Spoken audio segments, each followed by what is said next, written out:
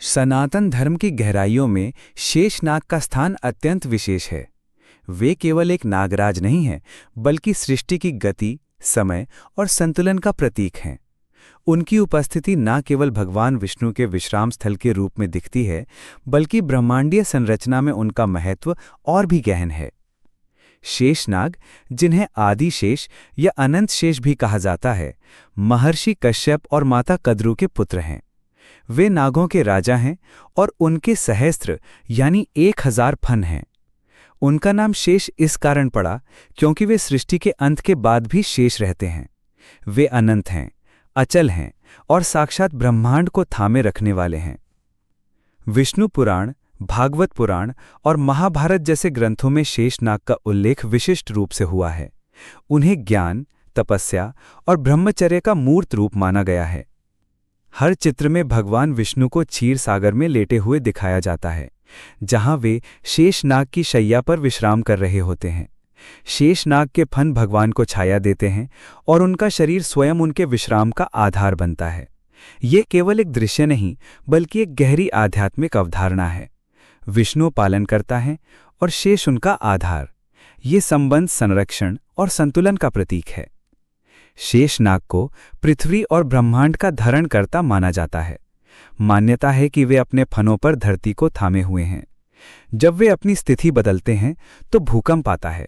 ये विश्वास आज भी कई भारतीय जन समुदायों में प्रचलित है। उनकी उपस्थिति एक सतत याद है कि समय, धैर्य और संतुलन ही ब्रह्मांड की नींव हैं। वे विनाश के समय अपने फनों को समेट लेते हैं, जिससे प्रलय आरंभ होता है। वासुकी नाग और शेषनाग की गौण दोनों ही कश्यप और कद्रू की संतान हैं, परंतु दोनों की भूमिकाएं एकदम भिन्न हैं। वासुकी समुद्र मंथन में रस्सी बने और शिवजी के गले में स्थान पाया। वे गति, संघर्ष और कर्म का प्रतीक हैं। शेषनाग स्थिरता, सहनशीलता और संतुलन के प्रतीक हैं। वे विष्णु के विश्राम स्थल हैं और ब्रह्मांड को थामे रहते हैं।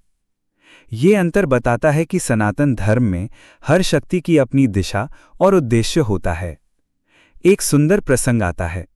जब वसुदेव श्री कृष्ण को मथुरा से गोकुल ले जा रहे थे, उस समय तेज वर्षा और यमुना की लहरों से रक्षा के लिए शेषनाग ने अपने फनों से श्री कृष्ण को छाया दी।